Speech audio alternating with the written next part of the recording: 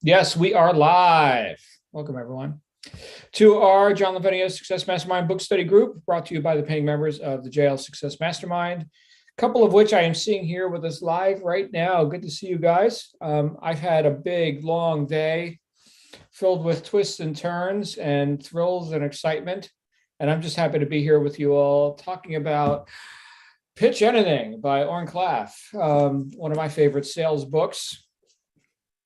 And this week, we're going to actually cover 2 chapters, it seems. So it seems. We'll see who else tunes in, and maybe this will turn into a really long one. But we got through chapter 4 last week after 2 attempts, because there was just so much in that chapter. And now we're on chapter 5, frame stacking and hot cognitions. And then chapter 6, which I intend to get to tonight as well, eradicating neediness. Ooh. Sounds fun. Now, since we do have an intimate crowd here tonight, despite the fact that I broadcasted an email making sure everybody knew that we were on, I'm going to go ahead and get us started with this one here tonight. So, frame stacking and hot cognitions. Frame stacking. Let's just make sure we understand what we're talking about. So there's a variety of frames that he presented to us throughout the book, and then once you've given the big idea, you've pitched it, right? And like everything we read about in the in chapter 4, pitching your big idea, then is what a lot of people would call the close, right? And so that's the whole point of all this, right? Is that you're getting the deal, as it says on the cover, an innovative method for presenting, persuading, and winning the deal. So you're looking to win this deal. But remember what he's talked about throughout the book is that if you go all analytical, or if you allow your prospect, your audience, to go all analytical, excuse me, and he gives it he talks about getting into like the paradigm thinking and stuff like that, which is another way to say now we're attempting to do like cold cognitions, cold calculations. But if we keep it hot, and we can do that with frame stacking, then it reestablishes the prize, the time frame, the what other frames? The moral authority frame. And right. Okay. So how to stack frames. This is part of what he talked about in the book. It's basically a combination. It's a combination of all the different things we talked about, but a reminder internally for yourself, and demonstrated in 4 different ways, a way to wrap up the hook point. It says here are the 4 frames we're going to stack in quick succession. Doing this correctly will move you quickly into the last part of the pitch, the hook point. So, hot cognition number 1, the intrigue frame. How do we create intrigue? We do that with stories and unfinished stories, right? What did he talk about in the book? You put the guy in the jungle, and then you have him be attacked by wild animals, and you don't finish the story. Tune in next time, right? And they do this all the time with like TV shows. It's never a complete cycle, right? Tune in next time. Keep watching. Keep viewing, this programming, and we'll keep receiving advertising money because you're the product, right? Keep watching. Hot cognition 1, the intrigue frame. Hot cognition number 2, the prize frame. Let me back up for a moment. You can't do the intrigue frame if you're all like swimming in analytics. You've got to have enough attention to be able to fly around with that. You've got to have free attention to do this. You can't be introverted and create intrigue. The prize frame, that's a reminder internally for yourself about who's actually got the golden goose. Number 3, the time frame. Remember what he said earlier in the book, always be leaving. This is something where you can always come back to if you feel like you're losing ground, or you're perceiving that your frame has been broken. The time frame is one that can help you recover that. Always be leaving. And number 4, the moral authority frame. I love how he explained that also with the doctor So here's the, the president, let's say, and then who does the president take orders from? His doctor, right? And then he also mentioned Mother Teresa in there, how she apparently actually broke the doctor's frame. But so that's the first part of it is frame stacking and hot cognitions. What does he mean by hot cognitions? He's talking about crock brain stuff where it's not a cold cognition. In other words, it's not just the justification for having bought. It is the emotional trigger that makes one want. He talks about wanting, right? And that's how he wrapped up the chapter, with the idea of causing people to want. We have to find in that brief time a way to translate the target's desire into action. That's how he ends off this chapter. But how? What do you do now? And he gets into chapter 6, Eradicating Neediness. Who's got some thoughts on frame stacking and hot cognitions?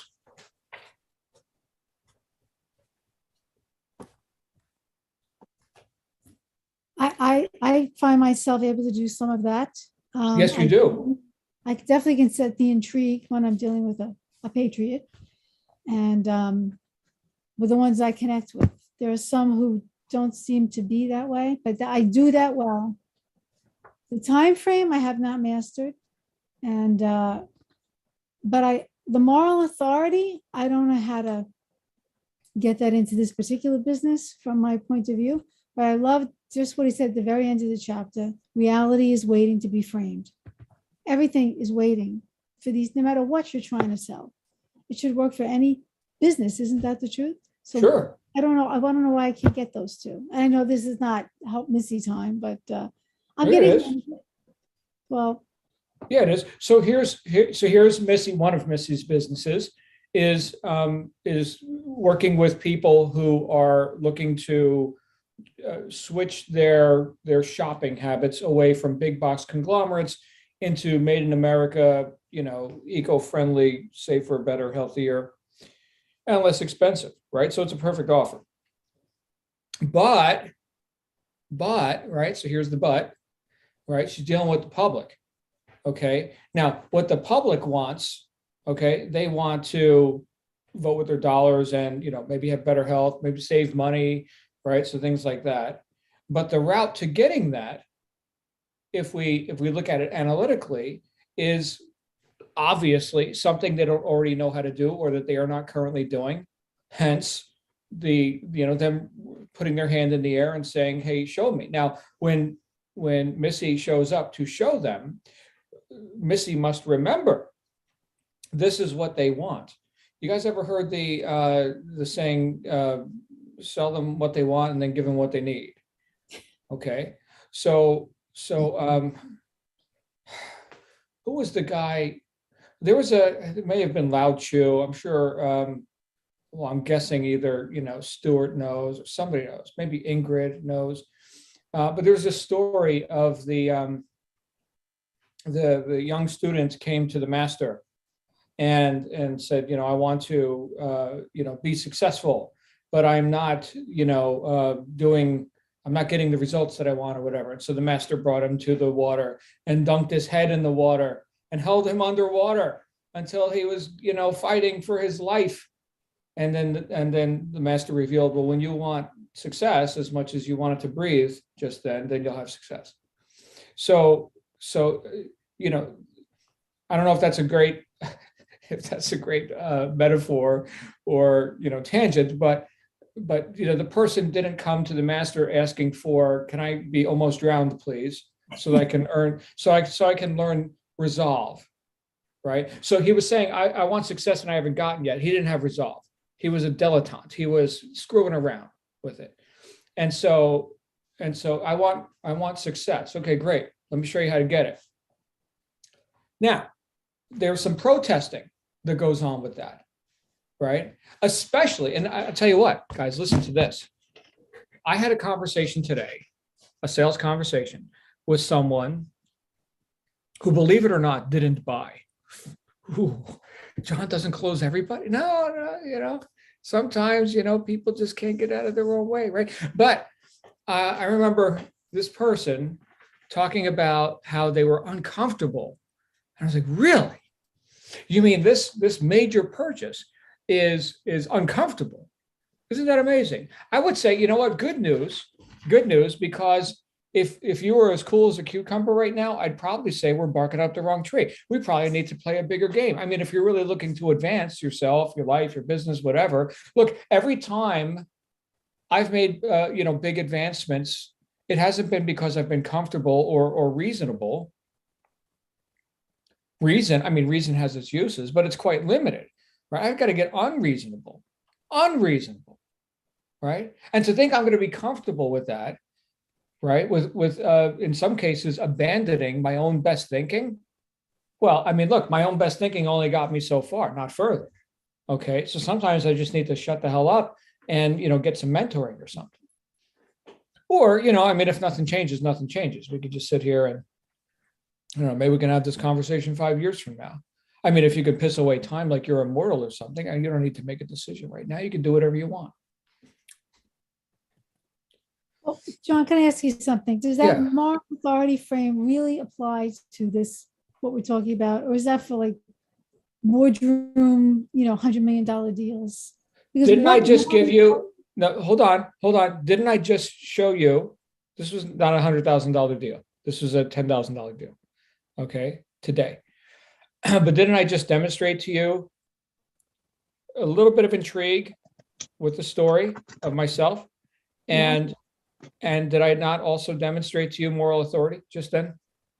Well, you always have that though. Right. So frame stacking, here's the thing, Missy, you do this to a degree already. I do it to a degree already. Why? Because of everything else we've already read in the book.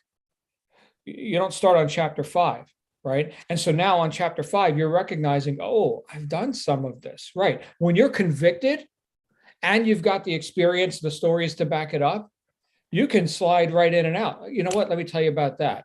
And hold on a second here, right? Perish the thought that you're going to be comfortable or something, or that you're, and really in these ways where I'm telling someone that their best thinking doesn't qualify, I'm telling a customer their best thinking doesn't qualify. That typically gets them beyond their own human emotion and reaction, which is what we all experience, right? Here's the croc brain saying, oh, well, hold on a second, run, fight, right? Eat, mate, right? I mean, this is all the croc brain stuff.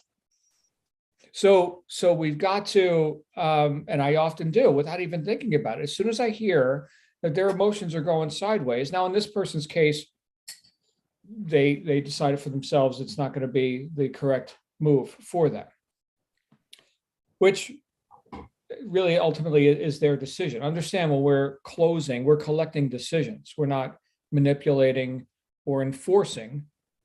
We're building a case, and then they can be the judge. And in this case, there was no conviction, if you will. Now I had conviction, and that's where all this stems from. He gets into chapter 6 about getting rid of the neediness. How often have we talked about in our sessions? How often have we talked about the idea of going forth with intention, but not attachment? Intention good, attachment not good, right? And that's where he's going with this. You're going to see as we conclude the book, right? This whole thing comes down to a posture. That word has come up a few times. And in my opinion, this is the best book on posture you could possibly read, whether you're doing billion-dollar deals in the boardroom or whatever. Okay. It's still that relaxed confidence, that knowingness, that state of being convicted and sold yourself. So now you don't have to get into the convincing business, and you've got enough free attention because you're not introverting on it. You've got enough attention to extrovert and to go with the flow. So here's the audience, they're going sideways. You can go ahead and grab them and bring them back. Not with more analytics and cold cognitions, but with hot cognitions.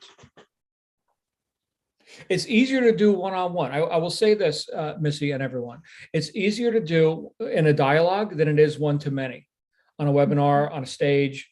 Right. I mean, you can get to the point. I know a lot of people, they want to get into like selling with webinars and online broadcasts and stuff. and they just want to put this stuff in a can and just run it on autopilot. And yes, that you can do that. You can put stuff in a can and run it on autopilot, but only after you've done it live again and again and again and see what converts. And you're only going to do that after you've done one-on-one again and again and again. So you can get into the mindset of your ideal target audience, which in this case is that person times however many are on the webinar or, in front of you on stage. So the dialogue is vital. And what Missy was just describing, here's someone who's, let's say, throwing out an objection or something. Okay, how small now, when you think about everything we've read just so far, how small is, this guy's objection? Because you've heard it a million times. I mean, think of the perspective of this. If you go into a pitch with conviction and knowing like everything you need to know about this and why it's good and right for possibly, hopefully for this person, hopefully for their sake, but I mean, I'm good. We got the golden goose. Hopefully for your sake, you buy it. But when you go in like that, little objections, like it's always like a joke. Like I don't fear objections. Does that make sense to you guys? Objections are usually stupid anyway, and it's they don't know even what they're talking about. Well, they're usually just buying questions. Right? I don't think that they're stupid. I don't think objections are stupid. No. I think they're people asking you to take away that fear. The ones I'm referring to are the ones who think they know that, this is an MLM, this is Amway, I've done this all before, this is the same. And they don't even want to hear what you have to say. They don't want to. If I could prove it to them with God Almighty coming down in their living room, they wouldn't believe it, Well, I mean, it's okay for people to be wrong sometimes. I mean, they're just not ready. Right. Here's a way to handle something like that, right? If somebody's giving you false data and assumptions, you could simply go into agreement with them. Yeah, I mean, I wouldn't want this either if that's what it was. Oh, okay. Yeah. Oh, you mean that's not what it is? No. Why would we be talking about that? But just the fact that they're asking questions, like Ingrid indicated, is what? That those are buying questions. If I wasn't interested, I wouldn't be asking you questions. They're asking you to sell them. So don't get personal. Again, don't get attached. Don't get attached, right? Somebody could say the most wild, wacky shit to you. And I mean, if it's not real, then it's not real. It's just water off a duck's back. I mean, that's fascinating. Fascinating. Who told you that? Wow. No, it has nothing to do with what we're doing here. Interesting stuff, though. Maybe I should look into it, right? I'm just making up a scenario. I mean, that sounds cool. I don't have a whole lot of free time, though, because in fact, I got to go right now. But did you have any other questions that I could answer for you before we get you enrolled? I just launched a time frame on you again. All right. Now, we could sit here and laugh and say, yeah, John, you're doing that, and I mean, you're not actually selling Missy or, Ingrid, something right now. Okay, no, I'm not. Okay, but the fact that your mind can go there in a mock-up, right, in a simulated kind of environment, could it not also go there in the moment of truth? Sure it can. Sure it can. Keep reading the book, right, and keep having those dialogues with people who, I mean, I welcome the objections at this point. Go ahead and sharpen my axe for me. Go ahead and give me something. Let's see how I respond to this. Yeah, bring it, right? So, and you'll get to that point, you'd be like, I've heard pretty much everything. So John, how do you deal with someone who is enrolled but hasn't shopped? How do you? All right, so specifically on that offer, remember, a man convinced against his will is of the same opinion still. If somebody wants to stop on that, then they just get dripped on, right? If they're not going to complete and they're not going to follow through on the decision, which they really didn't make. Okay, they really have no skin in the game. Then I go back to, what did they originally want? Why did they put their hand in the air in the first place? And then show them, I mean, here's a great one in terms of keeping people in the conversation, which is really what you're asking, is to have a common enemy, which is easy for you, Linda, and Missy, and anybody else. right? Who's working like on the Patriot Project, for example. So here's the common enemy. It's called the conglomerates, globalists, communists, right? Here's the common enemy. Oh, and look, they just had a win. They just had a win, not us. They just had a win. I mean, it'd be great if, a few more of us can get together and, take market share and vote with our dollars, right?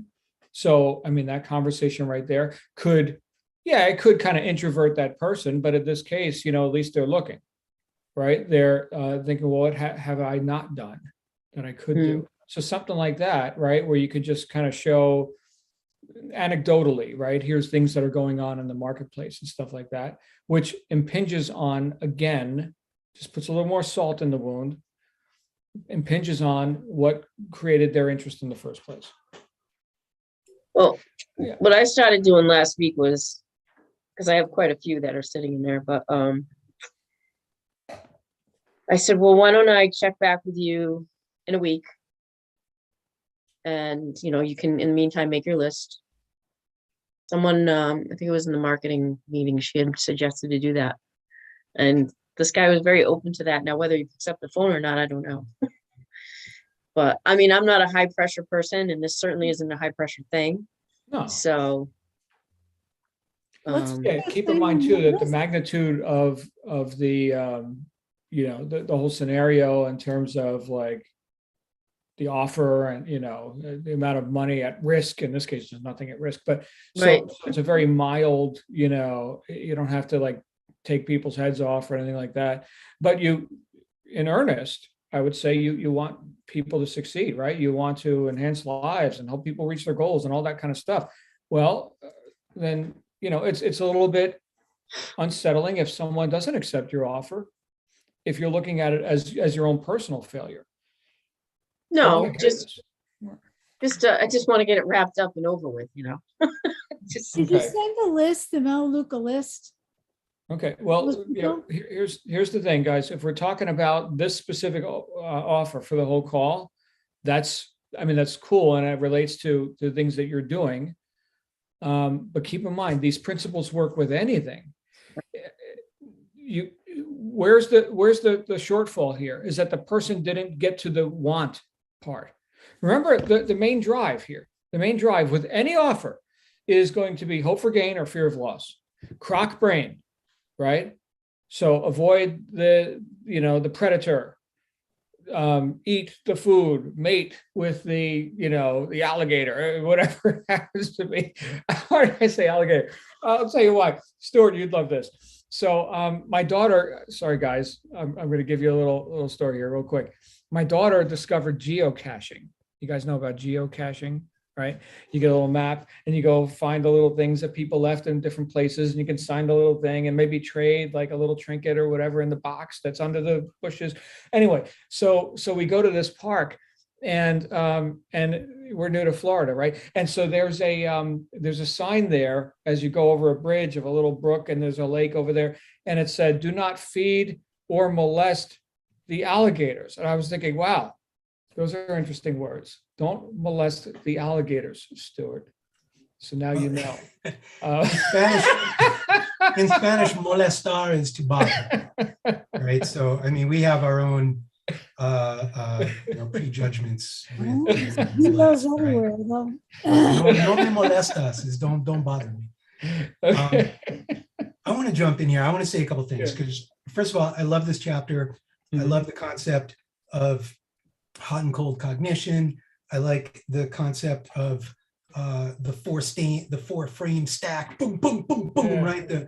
It's unavoidable. It's inevitable. It just overrides, it short circuits your neocortex, right? And I think we've all been victim to, the salesman, whether it's, John Lavenia or anybody else, right? And that concept where you are, what did he say? He was a puppet.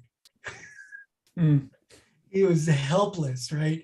Because the deal was presented to him in such a way that he just couldn't do anything about it. And then the other story about, he came into the animal shelter with the hero frame, and he thought he was, going to rescue this animal, and he was the good guy. And then he comes across the adoption associate, right? And the 20-year-old with blue hair and the nose ring or whatever that, you know, told him he wasn't good enough to adopt an animal. And, you know, he had to, you know, jump through hoops and prove himself, you know, which is interesting because honestly, my first real gig was an adoption associate in an animal shelter. And that was fully my gig in my 20s was, you know, people would come in there, I want the dog, whatever. Hey, well, you know, you got a fenced yard. Is this going to be in a doghouse? Sorry, the moment you say doghouse, we can't do it. You know, we had, and this was New York, right? This is in Long Island. Missy, North Shore Animal League. That was my first gig. It was in my hometown. And they had a whole staff of off-duty New York City cops, and they were the security, AKA Mr. Richards or whatever it was. And that was the code. And you would call them to the puppy room or whatever. And some 6'5" dude would come and be like, you can't have the puppy, and like, you know, drag him out or whatever. It was the same kind of gig. I want to say a couple of things because, you know, obviously I've got several or at least 2 frames of reference for this, for these kinds of concepts, right? One is as a wilderness guide, as an outfitter, as an outdoor recreation business person and entrepreneur. And so the intrigue for me is either, you know, the desire that these people have to go out with the llamas and what's that going to be like, and what, wow, you know, nature in and of itself, I don't even really have to do anything about that, right? I just got to dangle a fuzzy little llama on the ad and everybody wants to go, and that's the intrigue, right? Or it's the TripAdvisor reviews that people read. And, you know, this guy Stuart, he's amazing. He knows everything about everything, whatever, right? And you're going to have the best time with this guy, 5 stars and whatever. I'm like, oh my God, I can't wait to meet this guy, right? So that's the intrigue and the prizing kind of right at the same time. And I would say that works with the llamas and the guide, right? Because the llamas are kind of the prize. You want to go with the llamas, right? Because we have limited space on these trips, right? That's kind of the time frame, right? The train's leaving the station. I only have, you know, 12 spots on this day. And if you don't sign up soon enough, then you lose your spot, right? And so that's the, that's the timing. So we'd be intrigue, prizing, timing, and then moral authority, right? And I think at first we get hung up on the word moral, like it's morality. And really what this is expertise in whatever you're doing. And whether it's a doctor or the person who's selling a product, if you know your product and somebody, like you were saying, starts questioning you about what it is, whether it's the company or the product or whatever, that's your cue. That's like John was saying, that's the challenge, like, boom, that's your call to take the authority frame and start talking like you know your shit, right? Whether it's about the product or the company, right? Hey, is this t-shirt cotton or is it a blend? Or whatever, right? And there you go, boom, that's your in. And so what's interesting to me, right, the authority frame for, obviously for the guide service is, you know, the guy with the hat who's walking encyclopedia or whatever, that's one thing. But when it comes to the e-commerce, and I've been experiencing this a lot lately, and I mentioned last week, John, I was talking about, you know, all of a sudden I had to become an expert in beehives. And right. And somebody's asking questions about, oh, does this beehive have this? And does it do this and that? And all of a sudden I got to know more than the person who's asking, right? And so again, you could start quaking in your boots and go, oh God, I don't know. But that's your call to action to like learn your shit, right? Or whatever it is. Recently, I've been selling a lot of like jade statues and Buddhist statues and things like that. And the first questions I started to get was like, is this real jade? What kind of jade is this? And at first I'm like, oh shit, I don't know what kind of jade this is, right? So, you know, there I go. And I'm like, all right, I'm doing all the research to the point where the next time somebody asked me a question about what kind of jade is this, you know, I knew my answer, right? And there's this one guy who was like a geologist and was like hammering me on like, well, you know, does the light go through it? And can you see the scratch marks and blah, blah, blah. And while I was like debating this guy, somebody else bought it. So like, it was fine, you know, and then at that point, I messaged the guy back and was like, oh, well, this one's gone, time frame, but I might be able to find another one. Oh, can you send me pictures? So all of a sudden, you know, it flips around full circle. And then, you know, the more that authority thing, again, for me, and so when it comes to like the e-commerce gig, I'm noticing that I can create intrigue with listings and the verbiage that I'm using on my listings. I can also create a sense of authority. So I'll tell a story on the listing. So this Buddha statue or this Bodhisattva or this Ganesha statue is, you know, the symbol of this and that. And all of a sudden I know what I'm talking about. I'm not just putting a picture up of something and saying, oh, this is what it's made of, blah, blah. All of a sudden somebody who's going to read that is taking note that I'm telling a little story.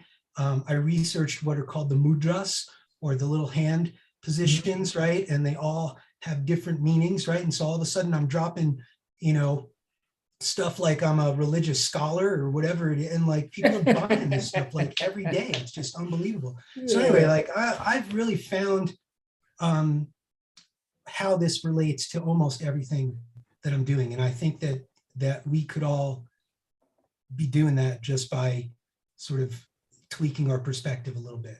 And Thank you, Stuart. I love where he said in the book at the shelter that he was the prize, but now I was begging to be considered a good enough citizen to rescue a homeless, abandoned animal of unknown potty skills. I got a little statue that I have right here on my desk all the time. I don't know if you guys can see this.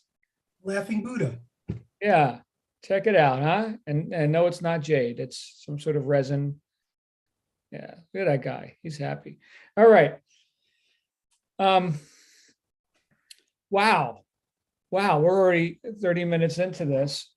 I think this is hitting a nerve with a lot of people. Again, the way to get good at it is to be conscious of it and to just practice it. And look, like Missy was talking about, you can't be all things to all people all the time. Here's Stuart, who, you know, this guy wanted a Q&A with him ad infinitum about, you know, what type of jade and, you know, the light refraction or something. Meanwhile, somebody else bought it. Fantastic. So now in the case of something like that, where there is a limited quantity, that's different. That's a different nuance than, you know, here's you know, a shopping club membership or something where, you know, we've already got millions of members and we can have millions more, right? We're scaled for growth. It's all very nice. So you don't have that scarcity aspect to it, but that's where you go back to pricing. And I would say definitely time and moral authority, right? So, and this is something that admittedly a lot of people have had a challenge with. It's like, I spent 2 hours with that guy and he didn't even buy. Oh boy. All right. So now we got to take a look at, you know, what is your time worth? Again, keeping in mind the amount of, like, how big is the offer? In other words, are you really going to spend a long time with somebody on something where you're just trying to help them out? In fact, right there, here's a great one, guys. Oh my goodness, this is great. So let's say you've got somebody who's being really belligerent with you. All right. And they want to throw out, has anybody ever had a belligerent customer? No one? Just me? Ingrid's never had that. I know Ingrid hasn't. So they're going ahead and they're being confrontational, antagonistic. Okay. Antagonistic meaning cross purposes with you. All right. Or somehow trying to make you less than they are. Here's a great one. And it's just one line. It's just one line. Are you ready for this? This is a friggin' nuke, by the way. Hey, man, I'm just trying to help you out. Bam! Who's the asshole now? Hey, man, I'm just trying to help you out. Yeah, put that one in your ammo box. Who else has some ideas on chapter 5? Anybody else? Chapter 6. Dude, there's so much in chapter 5. Yeah. I really like where he gets into the science of your brain has already made the decision, and that there's, that you can detect that with machinery, right? And that you have already pre-made the decision. They can tell which hand you're going to hit the button with or whatever before seconds before you actually do it. We make decisions as much as we'd like to think as a salesperson based on our pitch and our proposal and the merits of the deal and all this stuff. Essentially, you either like it or you don't. And this concept of, we have more of a tendency to make those decisions or make the purchase with our gut, right? And what was the thing about that we have a knowing in our bodies, right? With attention. He talks about Soros and stocks and all this other stuff, but this concept of your body knows the answers, right? And I know, John, we've talked a little bit about kinesiology, right? But to me, this is really the science of kinesiology, is that your body already knows the answer to every question, right? And somehow taps into, the universal mind or whatever it is, right? And, I went to, first, there's muscle testing when you go to like the PT guy or person, and, they test for how well your muscles are activating, and that's sort of level 1 kinesiology. Level 2 kinesiology is, do I really like this headlamp, right? So you hold the headlamp and, you ask your body a question, and do you raise your arm? You ever see this stuff, man? And you applied kinesiology. You can have baseline. a mystery substance in an envelope, hold it to your chest, and you can do the arm strength. Are you strong? Are you weak? Do you Right. want it? Do you not? Does your body want it? Does it not? You don't even have to know what's in the mystery envelope exactly. And Right. I think, that's what a lot of that stuff reminded me of, at least when he was talking about that. And I don't think he elaborated on it, but it really speaks to a greater connection that we have with everything, that you already know the answer before the question's asked, right? And I think that is really fascinating. Can you hear that in other people, though? Only if you've got enough free attention. If you're just listening to words while you're introverting and trying to come up with the right answers and stuff, then you're missing much of the communication. Right? So here, and we're not going to have a conversation about applied kinesiology right now, but here's the person who, they tested strong. If you guys haven't seen this sort of a test, you can do it at home, right? Just put a substance or a picture, right? Here's the guy who tested strong. Inside the envelope that he was holding here was a picture of Jesus. Okay. And wow, strong muscles, right? And then another envelope, he went all week, and it was, I don't know, Nancy Pelosi or something, right? And so, yeah. And so that's, there you go. That communication happened. It wasn't words, but I miss you like that. There you go. Oh, I got the willies just thinking of it. All right. So, oh my goodness. Oh. And the one last thing I'll say was the concept of the hot and the cold, right? Mm-hmm. And that the hot cognition relates to your croc brain, is typically instant and enduring. Is that Teddy Roosevelt behind you there? Who is that? John Wayne. John Wayne, the Duke. That's awesome. I need protection after Pelosi. Oh my God, I love it. Oh my goodness. And what and I'm trying to I always use, I don't know, either mnemonics or little, tricks to make my brain remember things, right? And so I'm thinking, okay, the croc brain is actually cold-blooded, so I don't want to reverse it, right? Because the cold cognition, right, and all that. So I'm like, okay, so reptiles like hot, so your reptile brain, is hot cognition. And then he said, the cold hard facts, right? And that draws you into that pragmatic thinking, that analytical thinking that kills the deal, and that you want to avoid at all costs, taking your target, the pitchy to down the path of analytics, right? We've talked about that, throughout several chapters of this.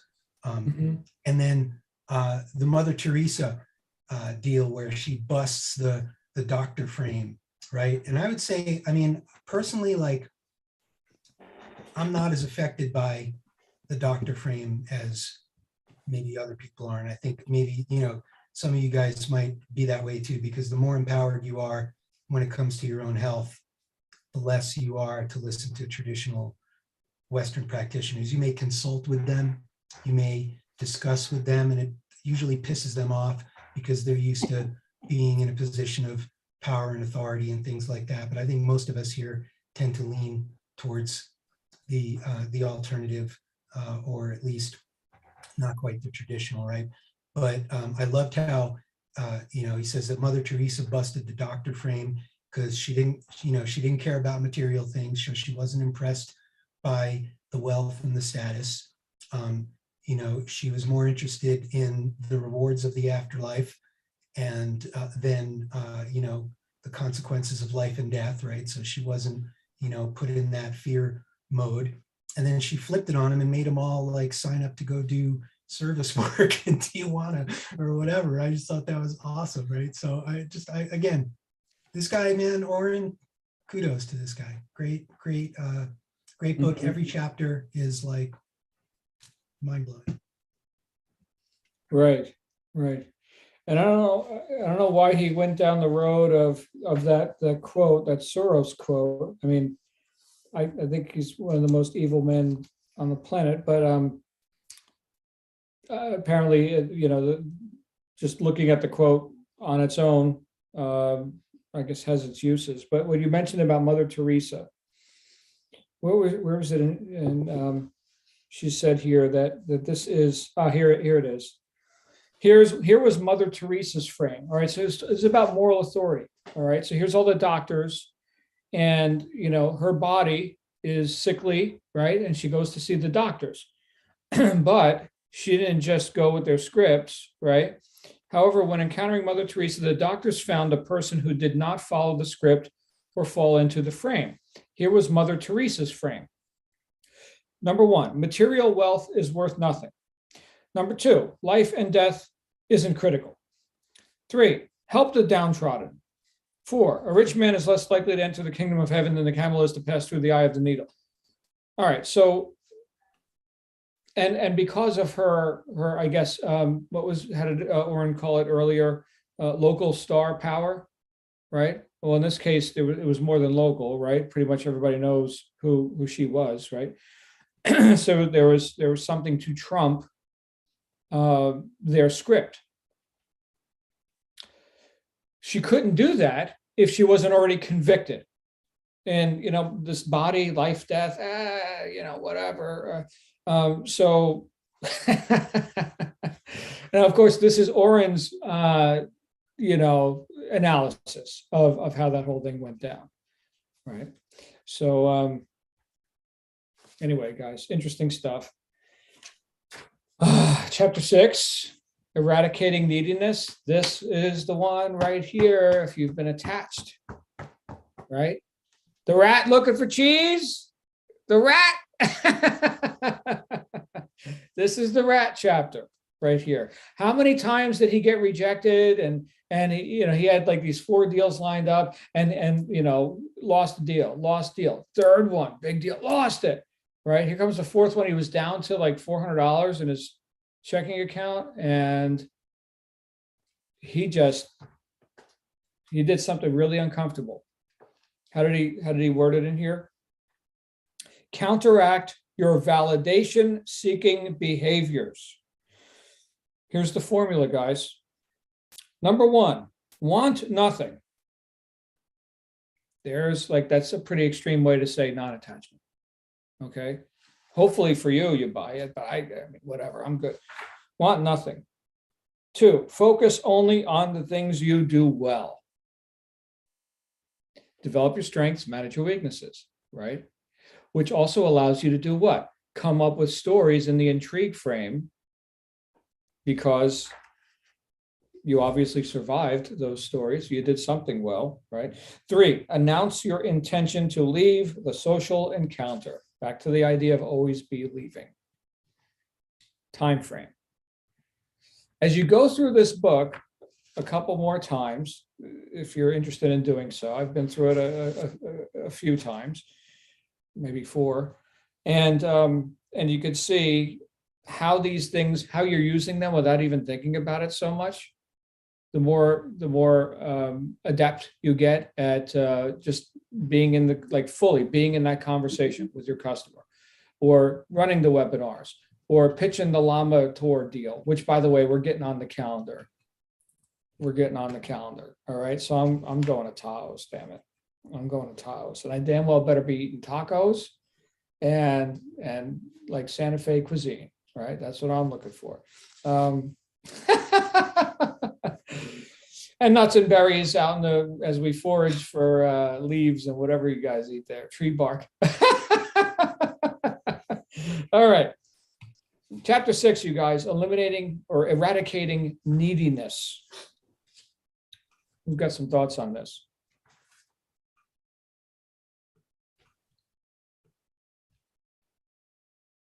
Nobody?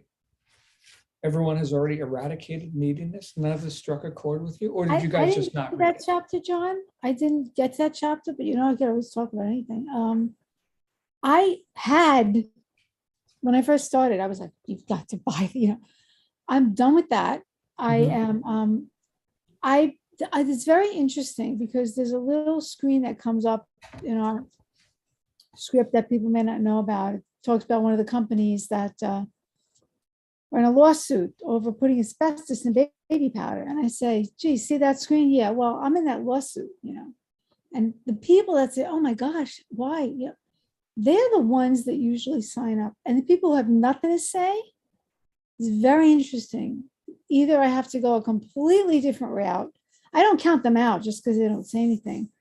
But the ones that do, but I don't have a need for that. My need is not to do anything but help this country. So I'm not attached to them, not to, I've had plenty of people who tell me they make their own stuff. I had a guy who makes his own ketchup, mayonnaise, mustard. I'm like, now he's giving me the recipes. And he felt bad. He says, you know, I really wanted to buy into this, but making all this stuff. I said, but you're already doing what we're asking you to do, which is take your dollars away from these people. So after that, we got a friendship. And so I don't think I have neediness, but I'm not 100% sure because you've never heard me give a thing. But I don't know. I hope I don't. I didn't get to the chapter, but I will. All right, well, we'll get through it because it's really, really good stuff. Here he says, and I'll just give you a couple excerpts. Neediness triggers fear and uncertainty, causing the target's croc brain to take over, but not in a good way. Its goal is to prevent further threat by effectively blocking out the higher level brain, which likes to debate and consider and analyze. No time for that. Threats require immediate action. Neediness is a signal of a threat. If you display neediness, it is perceived as just the kind of threat that the crocodile brain wants to avoid. Neediness results in avoidance. I want you to think about, so animals, we're talking croc brain and instinctive kind of stuff. So here is the wounded, sick, diseased, right? Part of the herd or whatever, which is then, cast out or avoided, right? Think of all the fear mongering that's been going on with the so-called pandemic. Okay, so here are people wounded, afraid, sickly, maybe sickly. We're not even sure. It's mysterious, right? But what does this do for people? It has them, whoa, back off, right? So like the leper, the lepers were in the colony because, they got to go be over there, get away from the normal people or whatever. Okay. So here's a scenario, considering that Neediness is like showing up like a leper to the sales pitch. All right. Is that a good kind of correlation? So here you are in the sales pitch. So during the end of that third pitch, in front of some of the best venture capitalists in Silicon Valley, I became anxious and needy while I explained, we need a lot of your money and we need it fast. At that point, I realized how high the stakes were. If these people said no, it would be my third rejection in a row. This is the third out of the 4 that he talked about. And the company would have almost no options left. Needy. Oh, I felt scared and anxious. I said things like, do you still think it's a good deal? So what do you think? Oh, we can sign a deal right away if you want us to. This came out of Oren Klaff's mouth. So this is the guy who wrote the book on it. This shit came out of Oren Klaff's mouth? Yeah, it did. It says here, this is the purest form of validation seeking and the most lethal form of neediness.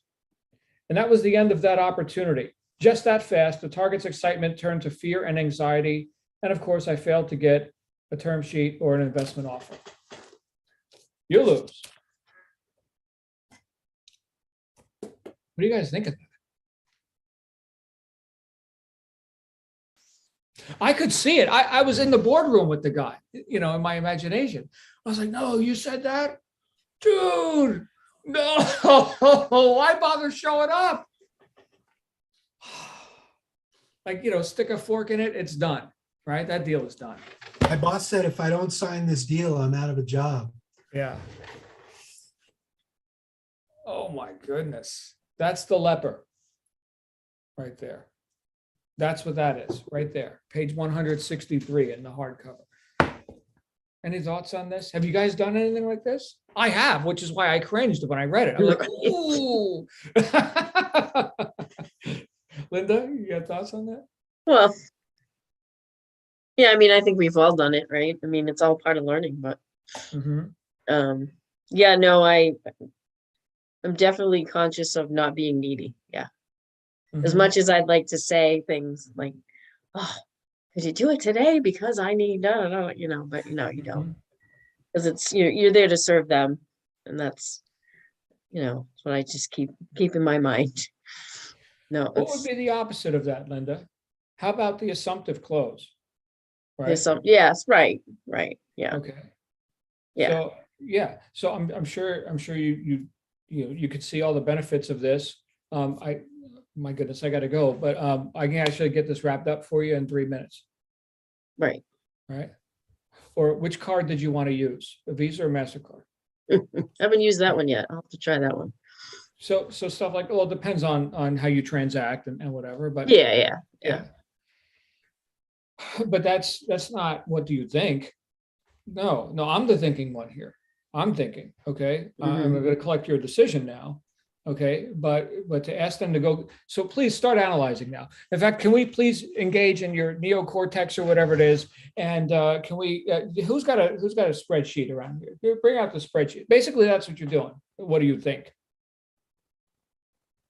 So it's so obvious once you got it, and hopefully you guys are getting it through the book. Well, I mean, I think some people it's definitely obvious. Okay, they're just gonna, that's it. This is for them. They're excited. Boom, you can take them all the way to the end. And other people are like, yes, I want to do this, but I need to look at it, and then it's like, okay. I mean, I don't know how to turn that around yet, but other than just, okay, let's meet again next week. So we can, finish. Intrigue frame. That's how you turn it around. Intrigue frame. Go right for the intrigue frame. Yeah. Right. If you don't have scarcity, then go for intrigue. Right. Let me tell you about, what? I heard that from a guy, Bob, just the other day. And let me tell you about his story. Right. And you go back to Common Enemy, Hero's Journey. I mean, all these, the different story frames that you can go, bring it back to intrigue. Right. I have an intrigue story that I tell. Whenever I feel like somebody is wondering, let's say, for example, if they're having doubts about doing something big and advancing, boldly in life. I've got a couple of stories that I can pull from, not necessarily with, shopping clubs and stuff, but for like bigger, substantial offers. And I can pull from these stories where it was like, wow, like really serious. I think I maybe have shared some here with you guys. I don't know if you've heard me in full pitch mode. I mean, did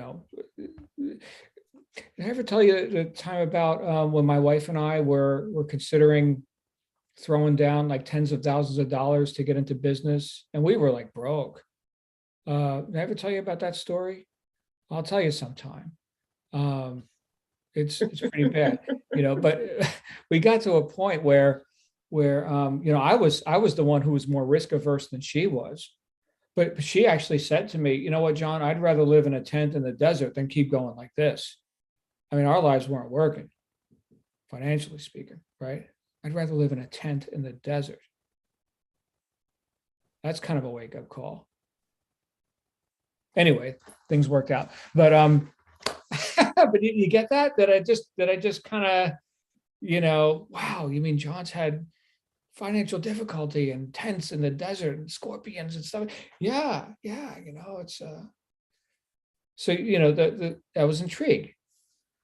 And it's real. That's not, I didn't just make shit up just to sound intriguing, right? Do you not all have stories that you can go back to? Now, connect that to the purposes of why a person, became your prospect in the first place, right? They start going down the analytical path, intrigue. Facts tell, stories sell, right? You could even say to people, I mean, you need to, I don't know, is there something specific that I can answer your question you didn't get? I mean, we're talking about, basically a $0 decision here. I'm just trying to save you some money and you need to go think about it. Typically, when people say I need to go think about it, what the translation is, I need to go talk myself out of this. This is awesome. I need to go talk myself out of it. Give me some time. I'll tell you what, guys, time kills all deals. Mhm. So, in fact, didn't he say that in the book? No one has better decision-making abilities because they give it more time. It just, they're on reverse vectors. Yeah. Missy just said, I have to ask my wife. Yeah, I have to ask my wife too. I have to get my wife's. That's a good one. You could even do something like that, right? You're talking to a guy, Linda, right? He's got to go ask his wife. Yeah, you know what? I have to ask my husband for permission all the time about everything, especially if I want to go shopping and, buy some soap or whatever, lipstick, coffee. I got to make sure I get the right coffee beans. I mean, this is ridiculous. Come on, you got to ask your wife. You Right? could say like, well, let's get her on the phone and let's set up, let's all. I've done talk it. together. She's 3,000 miles away. Yeah, no, she can't come to the phone right now. And then Yeah, if I call him back, when I call him back, oh, she said no. I really want to do it though. I want had to one. say, reach down. What do you feel? Because there's nothing there. I'm sorry. I had one. Okay. Get ready for this, Missy. I had one that had the pray on it.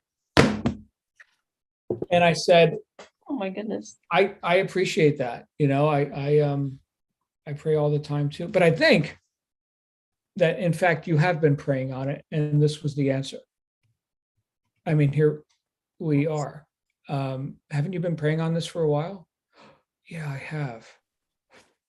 And here's the answer. So I don't know, what do you think? Right? Like, yeah. All right, I'm in. Okay. So I just confronted them I just went into agreement with it. It's like, yeah, I think you have been praying on it for a while. And this was the answer you got. And then they got it. Right. I had another one that was interesting. This was for a high ticket coaching program. And they had to go ask one specific deity about it. And so I said, you know what, that's a good idea. Because I've had other people who are of that same faith. And the answer that they got was that they should go ahead and do it. So you go have the conversation for yourself. And then they came back like an hour later and they said yes. Like, there it is. Right. said, yeah. So I expected that, right? Because I mean, other people got that same answer, you know. So, and this might sound, you know, like pretty far out, but people have, you know, they have their rituals and they have their stuff that they do. I had one that was into like intuitive pendulums and stuff. And, you know, they had to ask the pendulum what to do. And you're not analytically gonna win that one. So validate. And would 100% of them come back with an affirmative answer? No. But I'll tell you what, when we're dealing with the crock brain, your neediness and your forcing or anything like that, that's going to send them in the other direction. Mhm. So that's the lesson in chapter 6. Okay. So no matter what the analytical or non-analytical stuff that's going on is, people buy from people they know, like, and trust. And I'm not giving you any reason to distrust me. I'm not disagreeing or invalidating you in any way. I'm just trying to help you out. You said this is what you wanted. Virginia's got her hand up. I love Virginia. Hey, so as you know, I'm reading the book by osmosis because I'm not reading it, so I'm learning. I do want to get it in audio, hopefully, so I can just listen to it. But when you were talking about this man praying to a deity, and then you said, go do that, and other people have said yes, and coming back, it reminds me of a sales story. I'm not going to get it completely accurate, but I think you've probably heard this before. And it was the man was doing an experiment, and he was volunteering at a cafeteria, some kind of food thing, and he had to scoop up and serve people whatever he was serving. I don't know if it was mashed potatoes or fruit or something. And he would say to them, "You don't want any of this, do you?" And they would say, "No." You know, and then after a while, he would say something like, "Did you want some of this?" And about 50% would say yes. And, you know, so I would say no. And then he went to, "Did you want 1 scoop or 2 scoops of this?" And then they would say like 1 scoop or whatever. So it was, have you guys heard this before? I've heard studies like that, but it's completely leading. Full suggestion. Yeah, you're leading. Now, you really don't want this, do you? You know, do you want 1 or 2? So I don't know if in the business that Missy and Ingrid and I know Linda are involved in, if that would be, do you want this level or did you decide on this level? And what credit card do you want to put it on? I don't know, but, you know, doing the 1 or 2 scoops thing. Yeah, that's a good leading or presumptive close, right? Yes, yes, or yes, right? Okay, good stuff. Thank you. Thank you. Well, you know what? Thank you for giving us the perspective from the ethers, right? Because you didn't read the book, and yet just based on everything we're talking about, you came up with some good perspective on that. I think it's worth reading, though. So, I want to. I need to get it. Yeah. By the way, the audiobook is good. It's read by Oren Klaff himself, and he's animated. He's good. Yeah, good guy to listen to. I would rather just listen to something anymore. I don't have time. I use my eyes so much on the computer and everything that I don't want to use my eyes to read. Just I'll listen and use my ears. Thank you. You're welcome. Glad you're here. Ladies and gentlemen, what another great week. We're going to get into chapters 7 and 8 for the conclusion of Pitch Anything. Virginia recommended our next book, which I immediately bought. And what's it called, Virginia? That's one that I haven't read yet. What is this? The Gap in the Gain. The Gap in the Gain. Dan Sullivan. Dan Sullivan, yes. And Benjamin. I don't remember. Right. So The Gap and the Gain. So we got one more week on Pitch Anything, assuming we can get through 2 chapters next week, and then we'll get into this, The Gap and the Gain. All right, guys. Everybody good? Everybody good? I know somebody had to leave. I think it was Lindsay had to leave. So Lindsay, we love you. We'll see you next week. See you guys real soon. All right. Have a great night. Bye for now.